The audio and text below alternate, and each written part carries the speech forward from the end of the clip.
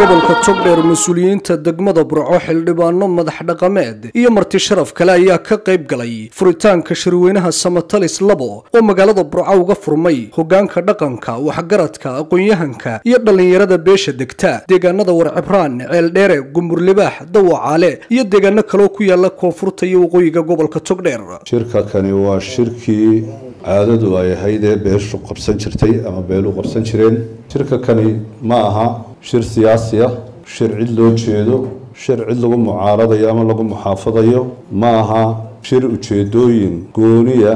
ama ashkhaas khaasihi ay wadato oo ay muraadkooda ku goosanayaan ma aha waa shir beeleed oo dhaqan oo runtii shinkiisu go'ay oo baahidiisu taagneyd muddo oo maantana la isugu yimi wixii dalka iyo dadka iyo beeshaba u danana way ka soo bixi doonaan cid kasta oo warkayagaasi gaadho ama beesha ka tirsanaadeen xukuumadda ha ahaato ama dadweynaha kale ee ummadda ah ee dalka nala degan ha ahaatee ujeedadayadu waa intaasun shirkuna waa inoo furan yahay shirweynahan beelaha Cibraan ay maanta u fadhiyaan waa shirweynahoodii waa Samatalis weeyaan waa oo si toos ah maanta u furmay oo suldaankii beeshu furay ay beeshu kaga tashanayso ayaheeda shirka sida loo sheegay wuxuu yahay shir nabdoon oo nabadeed oo aan cid loogu tashanayn aanay jirin talada reerka iyo arrimaha reerka waxaan ahayn beelaha kale nagu dhow nabad baan iyagana ugu baaqaynaado waxa nala mido laftoodu waa nala mid waxa weeye annagu xusbo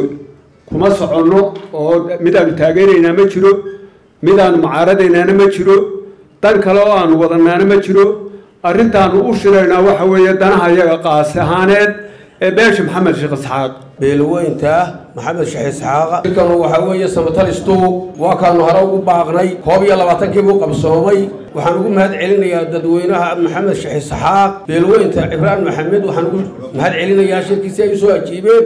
horaan ugu dhawaaqnay maanta si toos u furmay waxa loo fadhiyo ama la isugu yimi waxa weeyaan aayaha reerka in laga tashado xumaan lagu tashan maayo cidna loo tashan maayo siyaasadna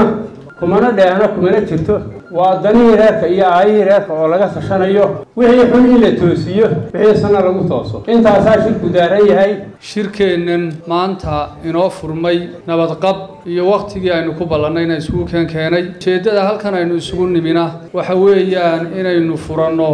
shirkeennii aynu hore ugu ballannay inaynu kaga tashanno aayaha beelnimo ee ay qabsanaysay beesha Maxamed Sheekh Isxaaq dee shirku waa la sheegay waa shir dhaqan waa shir nabadeed kii hore aan ugu baaqnay weeye waqtigiisii uu furmay sidaasaan ku soconayaa dadka sharafta leh ay isugu yimaadeen beelweynta Maxamed Sheekh Isxaaq gudidii u dambeysay ee beesha ay dooratay gudoomiyaheedii baa tahay beeshaana dooratay shirkiina lagu doortay shirkii xiga waa kan beeshu talada soo saarto oo ku kalsoonahay oo ku hogaaminaynaa waa kula shaqaynaynaa hadii la bedeliyo hadii la daayaba beeshaana dooratay beeshaana ka midna aad iyo aad baan ugu faraxsanahay inaan maanta idinla joogo shirweynaha Samatalis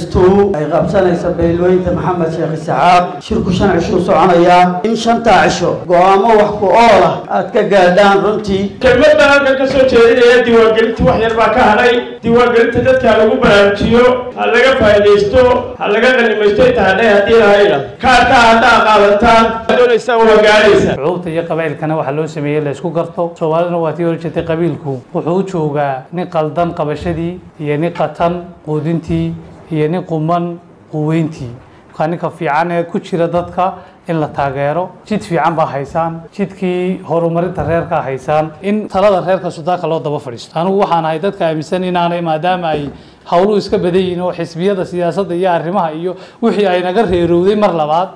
oo aan xisbiyadu kuwii noqon waayeen aan u baahnayn iyagu soo saari la xubna ee anigu markaan musharax noqonayaan xisbiga ka soo dhex baxay laakiin aan reerkayga intaan la soo shiro ay aniga sida guuleed oo kale Warcibraan iyo Duruqsina lagu soo kala saaro aanay ay naga noqdeen wixiiba iyadoo xisbiyadii in suldaanka loo daba fadhiisto talada reerka aan siyaasi loo daba fadhiisto waan nii ducaynaya marka hore ilaahay inuu shirkiina kii la isku afkarta ee wax qabad reerka ka soo saaray ilaahay inuu ka dhigo beel walibana inay tashato aayayga ay ka tashato waa waajib weeye reerku wuxuu ka talanayaa waa nabadgelyo waa kuwaan wada shaqaynaynay waa kuwaan hawsha amniga ka wada shaqaynaynay shirka ay u baaqeena sidaas suldaanku uga sheegay ma ahayn shir maarta ama cid loogu tashanayo ama siyaasad loogu tashanayo waa shir beeshu aayayga ay kaga tashanayso beeshani waxay saldhig u tahay ama bays u tahay jamhuuriyadda Soomaaliland beelaheeda ugu facda weyn asaasna u ahaa qarankan dhisan ee maanta aan ku naaloonayno waxaan rajaynayaa shirkan inuu noqdo shir ay ka soo baxaan wax beesha iyo guud ahaan gobolka iyo qaranka intaba haddii ilaahayna wax ka tara hadday noqoto dhanka horumarka dhanka iskaashiga wax wada qabsiga ehelnimada wada noolaanshaha wada deganaanshaha nabadgelyada sidii caadadu ahayd ayaan insha Allah tacaala ka rajaynaynaa inuu shirkan haddii ilaahay idmo dhaqanna u ahayd beeshan inuu ka soo baxo Ali Daahir Maxamed Boos Hon Cable TV